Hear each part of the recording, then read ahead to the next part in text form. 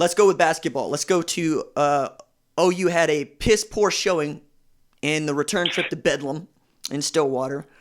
Brady Manick is still a liability defensively, and Austin Reeves has kind of been, I don't know, a shell of himself, some people Terrible. would say. Yeah, but like that's the thing. Like that was that dude to me. I mean, outside of Kristian Doolittle, who needs to do more, it's really been difficult to pick on anybody not named De'Vion Harmon, Jamal Bieniemy, and you get from time to time some help from guys like Kirk Wath, but it's they are who we thought they were in a really tough stretch in their conference schedule. I mean, we're talking about lost to KU, lost to Baylor, lost to Oklahoma State, and then you get Texas Tech tomorrow night, and I'm going, goodness me, okay, where's the win here, guys? Because I don't see it. They're at 16-10 right now.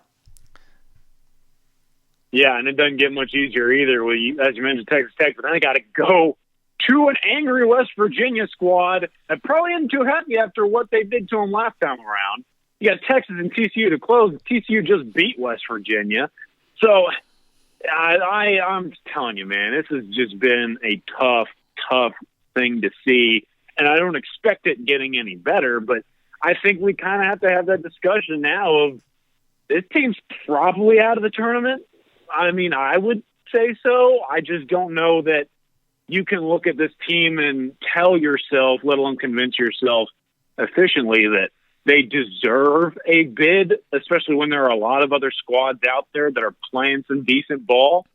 So it's tough because for me, what they went through in the beginning of the year, I think we were all like, okay, this team is young, they're inexperienced, they have so many new guys, like 7 new guys on the roster. It's just a matter of experience and chemistry. Like, they're going to figure it out. And they got some decent ones to begin the year, and then now it's like, okay, well, when are they going to figure it out? And it just hasn't come. So if it hasn't come now, what makes me think it's going to happen when they reach the NCAA tournament if they were gifted a bid? So it's disappointing to see. I know the Fire Lon Kruger crowd is out in groves, but I just don't know that everything falls on the shoulders of him in this situation because, I mean, his players aren't just making shots. A lot of defensive liabilities, like you mentioned. It's just disappointing to see. Yeah, and again, this was the make or break part of the schedule, right? I pointed this out going into the game against Kansas at the Fog. Look, you're going to learn everything you need to know about this OU basketball team in the next 5 games, and they're 0-3 to show against a Oklahoma State team that looked really good against Texas Tech, and I thought they were turning the corner, and they kind of have. We had Mike Boynton come out in his orange blazer for the Bedlam game, and it never, like, I had picked Oklahoma State by 5, and they made me look good and then some, but that's also because they're trending in a direction that Oklahoma is not, and now we're talking about the number 1 and the number 2 team in the conference are Kansas and Baylor, and that was an absolutely awesome game on Saturday at the Farrell Center. Woo. I mean, that was brilliant, but this team's got to go not just finish this schedule, but they got to go back into a Big 12 tournament where, again, it's Kansas, it's Baylor, it's, as you said, angry West Virginia. It's a Texas Tech team that would not surprise anybody to make the Final Four. And I'm going, Lon, what we got? Because I love Lon. I don't think Lon's getting fired. I don't want Lon fired. I also want to know that something good is going to come down the line, and unless they start hitting shots, as you said, it's just not in the cards for them.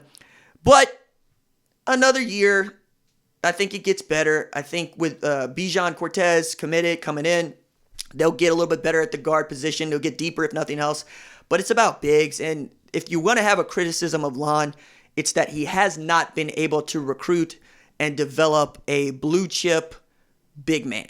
I mean, we're talking about Jimani McNeese need a red shirt. We're talking about Kadeem Latin never really got where we thought he was going to be, even as, he had tremendous pedigree. I mean, Big Daddy Latin was his grandfather, and, all the way down to Amath Mbai, so I'm not really interested in firing Lon, but I am interested in asking him to go recruit some bigs, and quite frankly, it's just difficult to do. It really is.